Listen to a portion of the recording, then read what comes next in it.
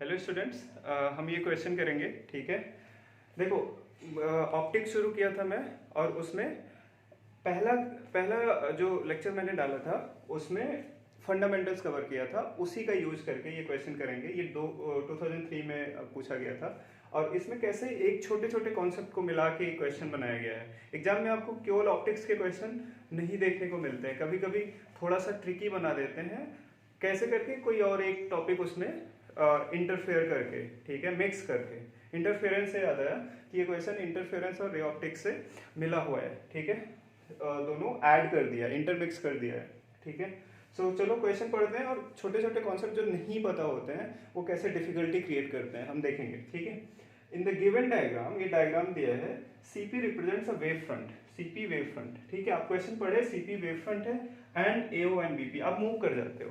ठीक है, आपको पता होना चाहिए वेव फ्रंट का टेक्निकल डिफिनीशन क्या है। ठीक है, आप डिफिनीशन हमेशा पढ़ो फिजिक्स में। ठीक है, देन उसकी प्रॉपर्टीज, देन ओनली आप उसको यूज कर पाओगे अपने क्वेश्चन सॉल्विंग अप्रोच में। ठीक है, and AO and BP, AO और बीपी दो रेस हैं इस वेव फ्रंट की। Find the condition in theta, theta में कंडीशन आपको निकालना है। ठीक है, for constructive interference at P, P पे कंस्ट्रक्टिव इंटरफेरेंस के लिए थीटा में कंडीशन निकालना है आपको। ठीक है, between the rays BP, BP में कंस्ट्रक्टिव इंटरफेरेंस हो रहा and reflected ray OP, BP और ओपी में कंस्ट्रक्टिव इंटरफेरेंस अगर हो पी पॉइंट पे तो क्या कंडीशन होगी। ठीक है, तो अब चलो करते हैं, पहले छोटे छोटे कॉन्सेप्ट्स कवर कर लेते हैं। ठीक है, वेव फ्रंट, वेव फ्रंट का मतलब होता है कई सारी वेव, आप उसको साइनोसॉइडल ले सकते हो। ठीक है, इस सारी वेव में एक खास बात है, बताओ क्या। Pause the video and think, फिर आप आगे देखना कि मैं क्या बताता हूं। ठीक है, इस तीनों वेव में खास बात यह है कि they all are in same phase. अगर ना भी हो तो उसको सेम फेज में मानना। ठीक है, ये मिस्टेक थोड़ा बहुत हो सकता है।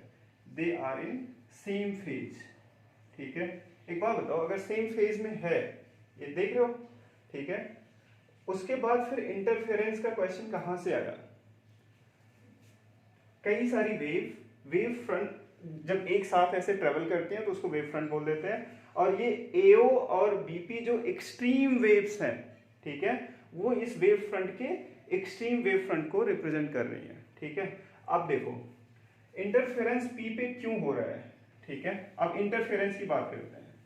इंटरफेरेंस यहां पे क्यों होगा, क्योंकि जो एओ ये वाली एक्सट्रीम वेव है, ये इसमें रिफ्लेक्शन हो रहा है। ठीक है, इसमें रिफ्लेक्शन होके जो रिफ्लेक्टेड रे होगी, सुन रहे हो, एओ जो वेव है, रिफ्लेक्शन के बाद जो रिफ्लेक्टेड वेव होगी, ठीक है, वो और बीपी में फेज डिफरेंस आ जाएगा। ठीक है, फेज डिफरेंस आ जाएगा तो there would be path difference. ठीक है, और बेसिकली इंटरफेरेंस को रिलेट किया जाता है फेज डिफरेंस से। अगर दोनों में वो जो फेज डिफरेंस है वो 0, 2 पाई, 4 पाई, फिर से बता रहा हूं, एओ में फेज डिफरेंस आ गया, क्यों, रिफ्लेक्शन की वजह से, और बीपी अभी भी उसी फेज में है, ओरिजिनल फेज में। बीपी का रिफ्लेक्शन हुआ कहीं या रिफ्रैक्शन हुआ, नो। ठीक है, तो दोनों में जो फेज डिफरेंस आया, अगर वो 0 है, 2 पाई है, 4 पाई है, 6 पाई है, तो कौन सा इंटरफेरेंस होगा, कंस्ट्रक्टिव इंटरफेरेंस होगा। और अगर वही, या फिर इसको जनरलाइज कर दें तो 2n पाई, अगर फेज डिफरेंस 2n पाई हो रहा है जहां n इक्वल टू 0, 1, 2, 3, देन वो क्या होगा, कंस्ट्रक्टिव इंटरफेरेंस। और डिस्ट्रक्टिव का क्या हो जाएगा, डिस्ट्रक्टिव का हो जाएगा ऑड मल्टीपल ऑफ पाई। ठीक है, 2n + 1 pi, n equal to 0, 1, 2, 3। ठीक है, 0 होगा तो पाई, 2 होगा तो, सॉरी 1 होगा तो 3 पाई, ऐसे, तो पाई, 3 पाई, 5 पाई। ठीक है, तो डिस्ट्रक्टिव इंटरफेरेंस होगा। बट हमें यहाँ फेज डिफरेंस निकाल पाओगे क्या, it is very hard. Geometrically हमें डिफिकल्टी होती है फेज डिफरेंस निकालने के लिए, इसीलिए हम पाथ डिफरेंस निकालते हैं। तो डेल्टा लैम्डा आप निकाल सकते हो, lambda upon 2 pi into delta phi. ये सब मैं पहले क्लास में कवर कर चुका हूँ, डिस्क्रिप्शन में लिंक है, यू कैन सी। ठीक है, लैम्डा अपॉन 2 पाई, तो यहाँ पे डेल्टा फाई की वैल्यू यहाँ पे रख दोगे तो डेल्टा लैम्डा कितना आ जाएगा, n इंटू लैम्डा, और n क्या था 0 1 2, ठीक है। तो n एक इंटीजर है, अगर path difference is integral multiple of lambda तो आपका कंस्ट्रक्टिव इंटरफेरेंस होगा। इसी प्रॉपर्टी को यूज करके हम ये क्वेश्चन सॉल्व करने वाले हैं, और रिफ्लेक्शन में जो मैंने पहली क्लास में कवर किया है उसका, ठीक है। चलो ये हटा देते हैं। अब देखो हमने क्या पढ़ा, ये सारा आपको पता था, वेव फ्रंट पता था कि हाँ ठीक है कई सारी wave, but we did not know कि वो सेम फेज में होती हैं, ठीक है। फिर इंटरफेरेंस पढ़ा है, बेसिक कंस्ट्रक्टिव का कंडीशन भी हम रटते रहते हैं, ठीक है, n lambda two n plus 1 lambda by 2, ठीक है, मैंने कुछ नया बताया नहीं।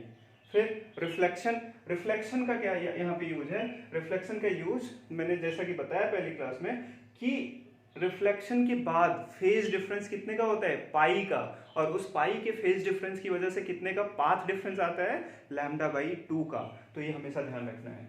अब देखते हैं कि P में जो एओ रे, ये ओपी रे है और बीपी, ओपी है क्या, एओ रे का रिफ्लेक्शन, तो जो पाथ डिफरेंस आएगा, इफेक्टिव पाथ डिफरेंस, वो आ जाएगा, एक बार बताओ, ये परपेंडिकुलर है राइट वेव फ्रंट के, ये सीए और बीपी परपेंडिकुलर है, तो दोनों में पाथ डिफरेंस अगर आप निकालोगे तो ये वाला नया पाथ ऐड हो गया इसमें, ये वाला नया पाथ ऐड हो गया इसमें, प्लस रिफ्लेक्शन की वजह से जो पाथ डिफरेंस आया वो ऐड हो जाएगा, CO plus OP plus lambda by 2। यहाँ ऑप्टिक्स आता है, यही जो लैम्डा बाई 2 मैंने ऐड कर दिया है, that's optics, ray optics, fundamental, कि रिफ्लेक्शन के बाद लैम्डा बाई 2 ऐड करना है, अदरवाइज आपका इक्वेशन गलत हो जाएगा, ठीक है। तो ऐसे छोटी छोटी चीजों को मिला के क्वेश्चन बनते हैं एग्जाम में, ठीक है। ये हो गया। अब सीओ और ओपी हम थीटा के टर्म में निकाल लें, और इसकी डेल्टा लैम्डा की कंडीशन क्या रखेंगे, एन इंटू लैम्डा, अभी अभी बताया मैंने, ठीक है। पी पे कंस्ट्रक्टिव इंटरफेरेंस की वजह से जो कंस्ट्रक्टिव इंटरफेरेंस है उसकी कंडीशन क्या है, एन इंटू लैम्डा, ठीक है। तो सीओ कितना हो जाएगा बताओ, पहले ओपी निकालते हैं। यहाँ पे एक थोड़ी सी ज्योमेट्री क्रिएशन करेंगे, ज्योमेट्री इसको पूरा कर लेंगे।